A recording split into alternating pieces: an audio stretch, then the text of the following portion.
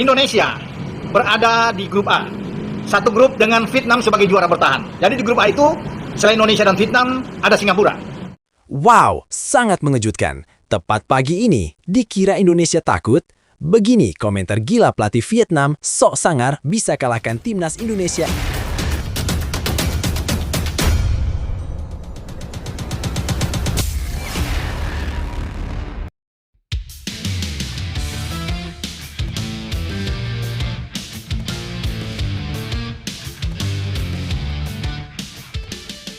Wow, sangat mengejutkan. Tepat pagi ini, dikira Indonesia takut? Begini komentar gila pelatih Vietnam, sok sangar bisa kalahkan timnas Indonesia era John Herdman. Begini faktanya. Tapi, Mimin minta tolong tonton video ini sampai selesai, agar tidak ada kesalahpahaman yang terjadi. Dan tak bosan-bosan juga, tolong like dan share video ini ke media sosial kalian, agar semua orang tahu apa yang sedang terjadi. Sebelumnya diberitakan, Piala AFF 2026 menjadi panggung penting bagi timnas Indonesia untuk kembali mengejar mimpi lama yang belum pernah terwujud sejak turnamen ini digelar pertama kali pada 1996. Setelah hasil undian menempatkan skuad Garuda di grup A bersama Vietnam, Singapura, Kamboja, serta satu tim dari jalur kualifikasi, sorotan langsung tertuju pada racikan strategi sang pelatih John Herdman. Dengan keterbatasan pemain Eropa, namun keuntungan liburnya Liga Asia Tenggara, muncul satu gambaran besar tentang susunan tim yang disebut mengerikan. Berikut ini 3 faktanya. Fakta pertama, formasi agresif jadi senjata utama. John Herdman diyakini tidak akan bermain aman. Pola 3-4-3 disebut menjadi pilihan utama untuk menghadapi kerasnya persaingan di fase grup. Formasi ini memberi keseimbangan antara kekuatan bertahan dan agresivitas menyerang yang menjadi ciri khas permainan modern. Dalam skema tersebut, sosok Teja Paku Alam mencuat sebagai kandidat kuat di bawah Mistar. Kiper Persib Bandung itu tampil konsisten sepanjang Super League 2025-2026 dengan catatan 9 clean sheet terbanyak di antara kiper lokal lainnya.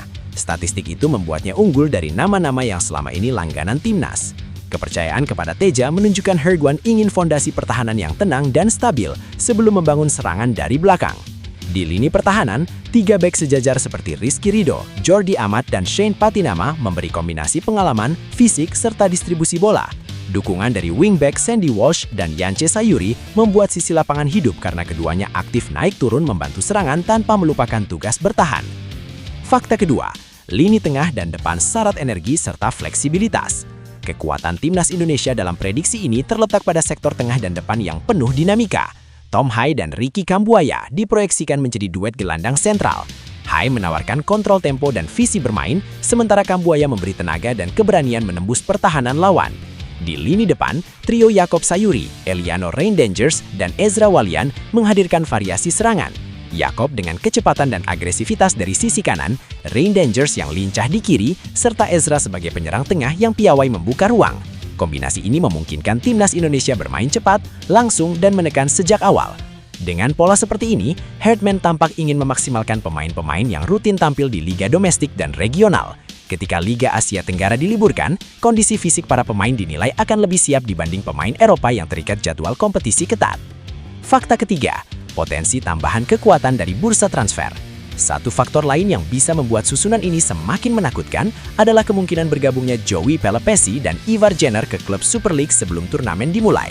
Joey Pelepesi disebut-sebut merapat ke Persib Bandung, sementara Ivar Jenner dikaitkan dengan Persija Jakarta. Jika skenario itu terjadi, maka timnas Indonesia akan mendapat tambahan kualitas di lini tengah. Joey dengan pengalaman dan kedewasaan bermain di level Eropa, serta Jenner dengan energi dan kecerdasan taktik dapat memperkaya opsi Herdman. Kehadiran mereka berpotensi mengubah peta kekuatan timnas secara signifikan. Melihat keseluruhan komposisi ini, harapan publik kembali membumbung. Piala AFF 2026 bukan sekedar turnamen rutin, tetapi kesempatan untuk mengakhiri penantian panjang gelar juara. Dengan pendekatan berani dan formasi menyerang, John Herdman seolah mengirim pesan bahwa timnas Indonesia tidak lagi sekedar peserta, tetapi penantang serius untuk mencetak sejarah. Nah, sebelum lanjut mendengar berita ini, untuk para netizen, keluarkan satu kalimat pamungkas untuk menanggapi kabar ini. Menurut kalian, apakah John Herdman menyupakan pelatih yang tepat untuk timnas Indonesia senior? Ayo teman, berikan tanggapan kalian di kolom komentar. Bravo Timnas Indonesia, bravo PSSI, bravo John Herdman. Ayo Garuda, buktikan bahwa level kita sudah dunia. Buktikan bahwa kita adalah raksasa Asia. juara Piala AFF 2026 harga mati. Di sisi lain, jangan lupa juga satu kalimat khusus untuk Erick Thohir CS yang sedang berusaha keras memajukan sepak bola Indonesia. Silahkan tulis di kolom komentar. Ayo terbang tinggi Garuda. Mari kita lanjut teman-teman. Situasi ini menunjukkan bahwa timnas Indonesia sedang berada di fase transisi yang menjanjikan, namun tetap penuh tantangan. Di satu sisi, kehadiran John Herdman membawa arah dan identitas permainan yang lebih jelas dengan pendekatan taktik modern dan keberanian bermain menyerang. Pilihan formasi 3-4-3 mencerminkan kepercayaan diri serta keinginan untuk mendominasi pertandingan bukan sekedar bertahan dan menunggu peluang. Lebih lanjut. Namun di sisi lain, ekspektasi publik yang tinggi juga menjadi tekanan tersendiri. Aksennya beberapa pemain yang berkarir di Eropa memaksa tim bergantung pada kekuatan liga domestik dan regional. Ini bisa menjadi ujian konsistensi sekaligus kesempatan emas bagi pemain lokal untuk membuktikan kualitas mereka di level internasional. Jika dimanfaatkan dengan baik, kondisi ini justru dapat memperkuat fondasi tim jangka panjang. Secara keseluruhan, peluang timnas Indonesia di Piala AFF 2026 terbuka lebar, tetapi tidak bisa dianggap mudah. Vietnam dan Singapura tetap menjadi lawan yang berpengalaman dan teruji. Kunci keberhasilan terletak pada kesiapan mental, disiplin taktik, serta keberanian mengambil resiko di momen krusial. Jika semua elemen menyatu, turnamen ini bisa menjadi titik balik sejarah bagi sepak bola Indonesia. Percaya pada proses dan jangan takut pada tantangan. Perjalanan besar tidak pernah lahir dari jalan yang mudah. Setiap keterbatasan yang dihadapi hari ini adalah ruang bagi mental juara untuk tumbuh. Ketika orang lain meragukan, justru disitulah karakter dibentuk dan sejarah diciptakan. Teruslah melangkah dengan keyakinan bahwa kerja keras, disiplin, dan keberanian akan selalu menemukan jalannya. Tidak semua harus perfektif, yang terpenting adalah terus bergerak dan berani bertarung sampai akhir. Jika hati menyatu, tujuan jelas dan semangat tak padam, maka hasil besar hanyalah soal waktu. Timnas Indonesia, pencipta grup neraka di Piala AFF 2026. Piala AFF 2026 menjadi panggung ujian yang tak sederhana bagi Timnas Indonesia. Status non-unggulan membuat skuad Garuda justru berpotensi mengacaukan peta persaingan sejak fase grup. Ditempatkan di pot yang tidak mencerminkan kualitas sesungguhnya, Indonesia hadir sebagai ancaman tersembunyi yang bisa mengubah grup biasa menjadi medan pertarungan paling keras. Inilah 3 faktanya. Pot 3 yang tak mewakili kekuatan sebenarnya. Penempatan timnas Indonesia di pot 3 pada drawing Piala AFF 2026 didasarkan pada hasil buruk di edisi sebelumnya ketika gagal lolos dari fase grup. Secara regulasi, posisi tersebut memang tak terbantahkan. Namun bila melihat materi pemain, terutama jika tampil dengan kekuatan penuh, Indonesia jelas bukan tim pelengkap. Kombinasi pemain muda potensial dan pengalaman internasional membuat skuad Garuda memiliki kualitas di atas rata-rata kawasan Asia Tenggara. Kondisi inilah yang menjadikan Indonesia sebagai pemicu terciptanya grup neraka. Tim-tim unggulan seperti Vietnam dan Thailand di pot 1, serta Malaysia dan Singapura di pot 2, tentu berharap tidak satu grup dengan Indonesia. Ancaman Indonesia dinilai lebih berbahaya dibanding Filipina yang juga berada di pot 3 karena kedalaman skuad dan progres performa yang terus meningkat. Ancaman bentrok dini dengan raksasa ASEAN. Status non-unggulan membuat Indonesia berpeluang langsung berhadapan dengan tim-tim kuat sejak fase grup. Skenario terberat bisa terjadi apabila Indonesia tergabung bersama Vietnam atau Thailand, serta salah satu dari Malaysia atau Singapura. Situasi ini menjadikan perebutan 2 tiket semifinal berlangsung sengit sejak laga pertama. Bagi Indonesia sendiri, jalan menuju trofi juara memang dipastikan terjal. Sepanjang sejarah keikutsertaan di Piala AFF, Indonesia belum pernah meraih gelar juara, meski kerap masuk final dan sering disebut sebagai favorit. Fase grup yang berat akan menguji mental, konsistensi, serta kemampuan tim dalam menjaga peluang tetap hidup di tengah tekanan besar. Ujian awal John Herdman dan kendala jadwal. Piala AFF 2026 juga menjadi ujian awal bagi John Herdman sebagai pelatih kepala timnas Indonesia. Turnamen ini menjadi tolak ukur pendekatan dan filosofi kepelatihannya. Dalam sesi perkenalan, Herdman menegaskan rencananya untuk mengoptimalkan pemain-pemain muda di ajang ini sebagai bagian dari pembangunan jangka panjang tim. Piala AFF 2026 dijadwalkan berlangsung pada 24 Juli hingga 26 Agustus. Jadwal tersebut beririsan dengan masa pramusim hingga awal kompetisi di Eropa. Akibatnya, sejumlah pemain Indonesia yang berumput di luar negeri berpotensi absen karena terikat agenda klub. Situasi ini memaksa Herdman untuk memaksimalkan sumber daya yang tersedia, sekaligus membuktikan bahwa timnas Indonesia tetap kompetitif di tengah keterbatasan. Piala AFF kali ini bukan sekedar turnamen regional, Bagi timnas Indonesia, ini adalah momen pembuktian bahwa mereka bukan lagi sekedar kuda hitam, melainkan kekuatan yang mampu mengguncangkan dominasi lama Asia Tenggara. Siap bantu John Hartman, Cesar Meilan ingin antar timnas Indonesia lolos Piala Dunia 2030. Ambisi besar kembali digaungkan dari ruang konferensi Hotel Mulia Senayan. Sosok Cesar Meilan, asisten pelatih timnas Indonesia, menyimpan tekad kuat untuk ikut mengantar skuad Garuda menembus panggung sepak bola tertinggi dunia pada 2030. Bersama pelatih kepala John Hartman, Meilan membawa pengalaman panjang, ilmu olahraga modern, serta optimisme tinggi yang kini disematkan pada perjalanan baru timnas Indonesia. Di balik pengenalan resminya ke publik, tersimpan 3 fakta penting tentang peran dan misi besar Cesar Meilan. 3 faktanya. Fakta 1. Tangan kanan John Hartman sejak lama. Cesar Meilan bukan nama baru dalam perjalanan karier John Hartman. Pria berusia 45 tahun itu telah menjadi tangan kanan Hartman sejak 2010, mulai dari menangani timnas putra dan putri Kanada hingga bekerja di level klub bersama Toronto FC. Hubungan profesional yang panjang ini membentuk ikatan kerja yang solid dengan filosofi dan visi kepelatihan yang sudah saling dipahami. Kehadirannya kembali di sisi Hartman kini bersama timnas Indonesia bukan sekedar reuni. Meilan datang dengan motivasi yang sama seperti saat ia membantu Kanada menembus Piala Dunia. Ia secara terbuka menyebut target tersebut sebagai alasan utama bergabung dengan skuad Garuda. Saya sangat antusias datang ke Indonesia dan berharap bisa mendukung negara ini untuk melaju ke Piala Dunia, katanya. Itulah alasan saya datang ke sini, dan itu pula alasan saya sebelumnya bekerja bersama Kanada, sambungnya. Fakta 2. Terpekona gelora supporter Indonesia. Antusiasme publik sepak bola Indonesia menjadi kesan pertama yang membekas di benak Cesar Meilan. Meski tidak naik ke atas panggung saat pengenalan resmi John Hartman oleh PSSI, kehadirannya di ruangan tersebut sudah cukup untuk merasakan besarnya perhatian media dan gairah supporter terhadap timnas Indonesia. Bagi Meilan, reaksi publik ini bukan sekedar sambutan hangat, melainkan amanah besar. Ia menegaskan keinginannya membalas kepercayaan tersebut dengan kerja nyata di lapangan. Saya sangat bersemangat berada di sini, melihat langsung besarnya semangat di ruangan ini, besarnya liputan media, dan antusiasme para penggemar, ujarnya. Reaksi terhadap penunjukan John sangat luar biasa, dan saya sangat antusias bekerja bersama seluruh bangsa Indonesia menuju Piala Dunia 2030, tegas Meilan. Fakta 3. Fondasi fisik kelas dunia untuk skuad Garuda. Peran utama Cesar Meilan di timnas Indonesia adalah sebagai pelatih fisik dan performa.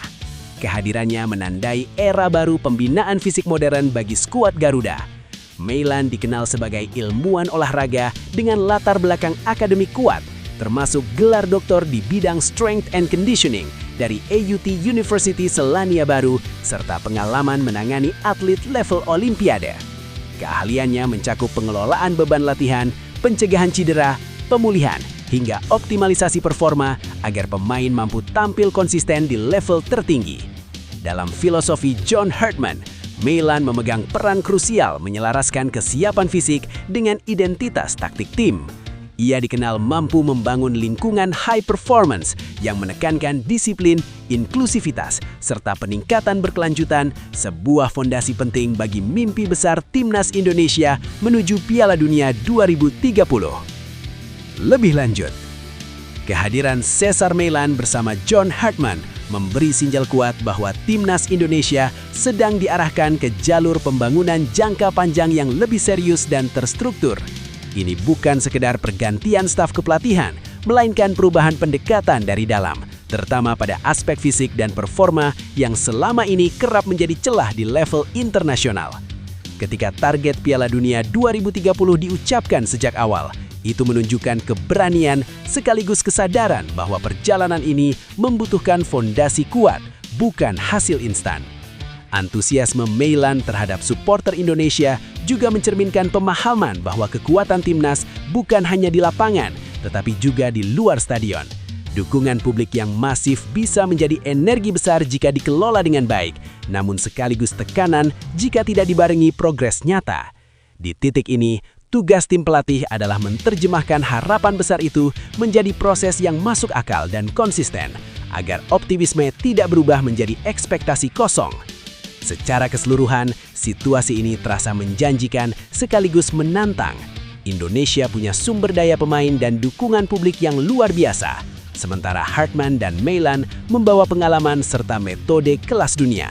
Jika keduanya mampu beradaptasi dengan kultur sepak bola lokal dan mendapat dukungan penuh dari federasi, maka mimpi Piala Dunia 2030 tidak lagi terdengar sebagai slogan, melainkan tujuan yang perlahan dibangun dengan kerja nyata. Perjalanan besar selalu dimulai dari keyakinan kecil yang dijaga setiap hari. Timnas Indonesia sedang berada di titik penting ketika mimpi tak lagi sekedar harapan, tetapi mulai diberi arah dan fondasi. Jalan menuju Piala Dunia memang panjang dan penuh rintangan, namun setiap langkah disiplin, setiap latihan yang dijalani dengan sungguh-sungguh adalah bukti bahwa bangsa ini berani bermimpi besar. Jangan takut pada tekanan dan ekspektasi. Justru di sanalah karakter ditempa. Dukungan jutaan supporter bukan beban, melainkan energi yang bisa mengangkat siapapun yang mau bekerja lebih keras dari kemarin. Percaya pada proses, hormati setiap tahapan, dan tetap rendah hati dalam kerja. Hasil besar lahir dari kebiasaan kecil yang dilakukan tanpa lelah. Teruslah melangkah dengan kepala tegak. Ketika kerja keras bertemu dengan keyakinan, mimpi yang dulu terasa jauh akan perlahan mendekat. Bukan karena keberuntungan, namun karena perjuangan yang tidak pernah berhenti. Pemain timnas Indonesia Marcelino Ferdinand resmi balik ke Oxford United. Isu kepulangan Marcelino Ferdinand ke Oxford United mencuat di tengah bursa transfer musim dingin 2026. Gelandang muda timnas Indonesia itu kembali terlihat di Inggris setelah cukup lama menghilang dari lapangan bersama AS Trensin. Kondisinya yang sedang cedera, minimnya menit bermain serta status peminjaman yang masih berjalan membuat masa depan Marcelino kembali menjadi tanda tanya besar. Di tengah ketidakpastian itu, ada 3 faktanya. Fakta pertama, terpantau sudah kembali ke Oxford United. Keberadaan Marcelino Ferdinand di markas Oxford United menjadi pemicu utama spekulasi. Lewat unggahan singkat di media sosial, pemain berusia 21 tahun itu terlihat berlatih di pusat kebugaran klub Inggris tersebut. Pemandangan ini cukup mengejutkan karena seharusnya Marcelino masih berstatus pemain pinjaman AS Trensin di Slovakia. Alih-alih menjalani pemulihan cedera hamstring di Slovakia, Marcelino justru memilih berada di lingkungan klub pemilik kontraknya. Situasi ini memunculkan 2 kemungkinan besar. Apakah ia hanya sekedar menumpang berlatih untuk pemulihan atau ada perubahan rencana terkait masa peminjamannya? Hingga kini belum ada pernyataan resmi dari klub mengenai status kepulangannya tersebut. Fakta kedua, cedera dan minim menit bermain di AS Trensin. Marcelino Ferdinand terakhir kali tampil bersama AS Trensin pada 2 November 2025. Saat itu, ia hanya bermain selama 18 menit dalam laga yang berakhir kekalahan telak 0-4 dari Spartak Trnava. Sejak pertandingan tersebut, namanya tak lagi muncul dalam daftar pemain yang diturunkan pelatih Ricardo Moniz. Cedera hamstring menjadi alasan utama absennya Marcelino dalam beberapa bulan terakhir. Total, sejak dipinjam dari Oxford United pada September 2025, ia baru mencatatkan 3 penampilan bersama AS Trensin. Jumlah itu tentu jauh dari harapan, mengingat peminjaman ke Eropa Timur diharapkan memberi jam terbang lebih konsisten bagi kariernya. Fakta ketiga, status peminjaman masih berlaku hingga Juni 2026. Secara kontrak, Marcelino Ferdinand sejatinya masih berstatus pemain AS Trensin hingga akhir musim. Mengacu pada data Transfermarkt, masa peminjaman gelandang timnas Indonesia itu baru akan berakhir pada 30 Juni 2026. Artinya, kepulangannya ke Oxford United pada Januari ini belum tentu menandakan pemutusan peminjaman. Namun, momentum bursa transfer musim dingin membuat segala kemungkinan tetap terbuka. Di saat bersamaan, masa depan Marcelino juga dikaitkan dengan peluang kembali merumput di Indonesia. Sejak hijrah ke Eropa pada 2023, ia kerap sulit mendapat menit bermain reguler. Pertanyaan pun mengemuka, apakah ini saat yang tepat bagi Marcelino Ferdinand untuk mencari jalur karir yang lebih menjanjikan bagi perkembangan permainan dan kontribusinya untuk timnas Indonesia? Lebih lanjut, situasi Marcelino Ferdinand saat ini berada di persimpangan yang cukup krusial dalam perjalanan kariernya. Usia masih sangat muda, tetapi waktu terus berjalan dan kebutuhan akan menit bermain menjadi semakin mendesak. Kembali terlihat di markas Oxford United memang memberi sinyal bahwa ia masih dipercaya sebagai aset jangka panjang. Namun kepercayaan itu tidak akan bermakna besar jika tidak diikuti kesempatan tampil secara konsisten di lapangan. Cedera memang faktor yang tidak bisa dihindari, tetapi minimnya kesempatan bermain bahkan sebelum cedera menunjukkan bahwa peminjaman ke AS Trentin belum sepenuhnya berjalan sesuai rencana. Dalam kondisi seperti ini, bertahan hanya demi status pemain Eropa justru beresiko menghambat perkembangan teknis dan mental bertandingnya.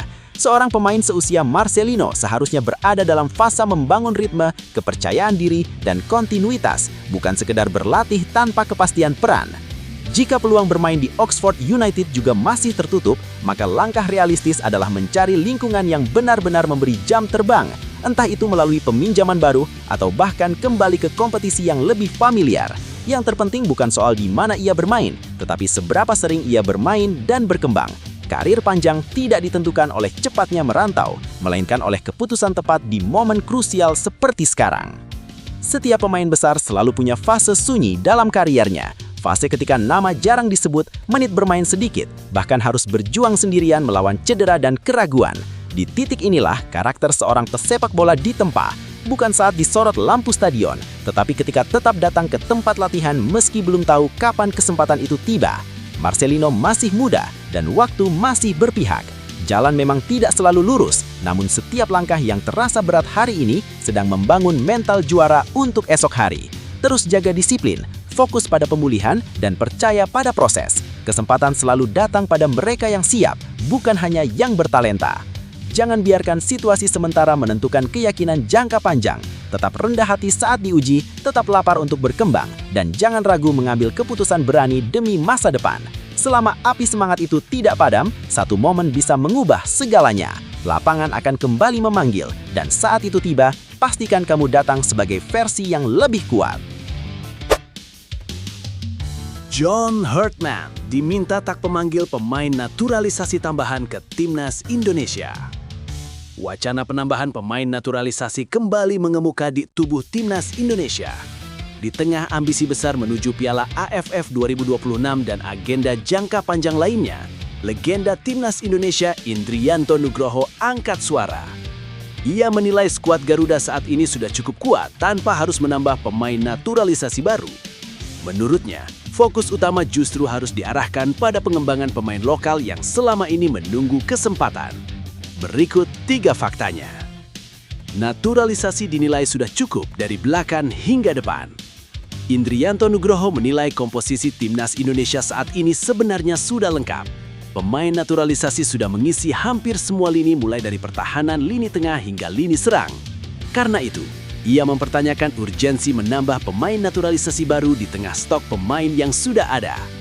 Ia menegaskan bahwa penambahan seharusnya dilakukan pada kualitas pemain lokal, bukan sekedar mencari jalan pintas melalui naturalisasi. Menurutnya, pemain lokal perlu diberi ruang agar termotivasi dan berani menunjukkan kemampuan terbaik mereka di level tertinggi. Kalau saya sebenarnya so-solah, selama ini sudah ada pemain naturalisasi, mulai dari back, tengah, dan depan. Sudah ada semua, kenapa harus ditambah naturalisasi? Seharusnya pemain lokal yang ditambah ditingkatkan kualitasnya supaya mereka bisa punya motivasi dan menunjukkan kualitas mereka, kata Indrianto Nugroho dalam program Morning Zone. Ia juga menyoroti pemain muda yang sebelumnya tampil di Timnas Indonesia U22 seperti Mauro Zylstra dan Dion Marks. Menurutnya mereka memiliki kualitas yang tidak kalah dan hanya butuh kesempatan serta jam bermain yang konsisten. Jujur kalau saya sudahlah pemain naturalisasi. Masih banyak pemain yang kemarin dipakai di Timnas Indonesia U22. Semua mereka memiliki kualitas, tinggal diberi kesempatan dan konsisten bermain saja. Lanjut penyerang Timnas Indonesia SEA Games 1995 itu. Peran federasi jadi kunci regenerasi Timnas Indonesia. Selain pelatih kepala, Indrianto menekankan pentingnya peran federasi dan operator kompetisi dalam membangun masa depan timnas Indonesia. Ia berharap PSSI dan pengelola Liga 1 berani membuat terobosan agar pemain muda tidak tersingkir oleh dominasi pemain naturalisasi di level klub. Menurutnya, kompetisi domestik adalah fondasi utama pembentukan pemain nasional. Jika sejak usia muda para pemain sudah sulit mendapat menit bermain, maka regenerasi akan mandek dan ketergantungan pada naturalisasi akan terus berulang. Saya berharap federasi dalam hal ini, operator Liga 1 memberikan kesempatan main kepada pemain-pemain muda. Jangan sampai tertutup pemain naturalisasi. Naturalisasi sudahlah, cukup di atas yang bawah kelompok umur jangan, tegas pelatih berusia 49 tahun itu. Ia juga menyinggung kompetisi usia muda yang kini semakin padat, termasuk Piala Dunia U17 yang digelar rutin setiap tahun. Menurutnya, momentum ini harus dimanfaatkan untuk membiarkan pemain berkembang secara alami tanpa intervensi naturalisasi sejak usia dini. Biarkan anak-anak ini menikmati perjuangan mereka. Saat ini U17 Piala Dunianya setiap tahun, jadi biarkan mereka berkembang. Jadi bagi saya, naturalisasi sudahlah cukup. Kalau dari bawah ini terus menggunakan naturalisasi, sampai kapan kita mau berkembang, ujarnya. John Herdman tetap buka opsi rekrut pemain diaspora. Di sisi lain, John Herdman memiliki pandangan berbeda. Pelatih timnas Indonesia itu secara terbuka menyatakan masih membuka peluang merekrut pemain naturalisasi tambahan. Usai konferensi pers pada Selasa 13 Januari 2026, Herdman mengungkapkan rencananya untuk mendatangi sejumlah pemain diaspora pada akhir Januari atau awal Februari. Menurut Herdman, timnas Indonesia membutuhkan pemain yang sudah terbiasa dengan intensitas dan kecerdasan taktik sepak bola dunia dan sepak bola internasional. Ia menilai exponere pemain di level tertinggi menjadi nilai tambah yang tidak bisa diabaikan dalam membangun tim yang kompetitif. Anda butuh pemain yang sudah merasakan intensitas dan kecerdasan taktik sepak bola dunia dan sepak bola internasional. Jadi saya akan terus merekrut pemain yang memiliki karir bagus. Karir sepak bola seseorang tidak berbohong. Kalau Anda pemain top, Anda bermain di level tertinggi, kata John Herdman. Perbedaan pandangan antara legenda dan pelatih kepala ini pun menjadi diskusi menarik.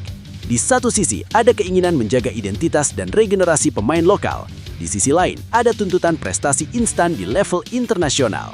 Pilihan strategi ke depan akan menentukan arah masa depan timnas Indonesia. Lebih lanjut, situasi ini menunjukkan timnas Indonesia sedang berada di persimpangan penting antara tuntutan prestasi cepat dan pembangunan jangka panjang. Keinginan John Herdman merekrut pemain naturalisasi tambahan bisa dipahami, karena sepak bola modern menuntut hasil instan, apalagi target turnamen internasional semakin padat dan tekanan publik semakin besar. Namun, kekhawatiran Indrianto Nugroho juga sangat relevan. Jika naturalisasi terus dijadikan solusi utama, ruang tumbuh pemain lokal bisa semakin sempit. Padahal Indonesia memiliki banyak talenta muda yang sebenarnya hanya kurang kesempatan, jam terbang, dan kepercayaan.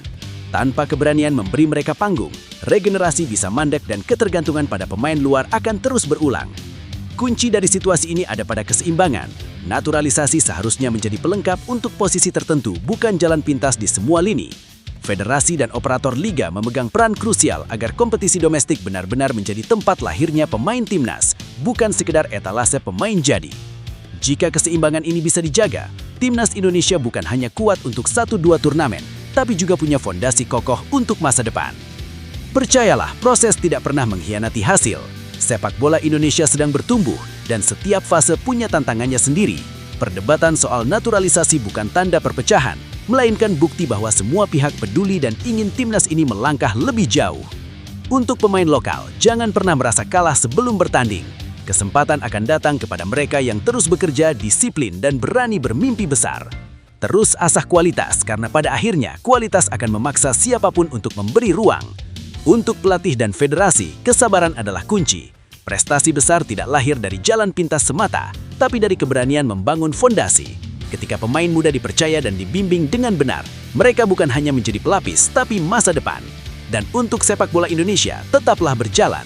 Satu langkah kecil hari ini bisa menjadi lompatan besar esok hari. Selama semangat, kerja keras, dan keyakinan dijaga, Garuda akan terus terbang lebih tinggi.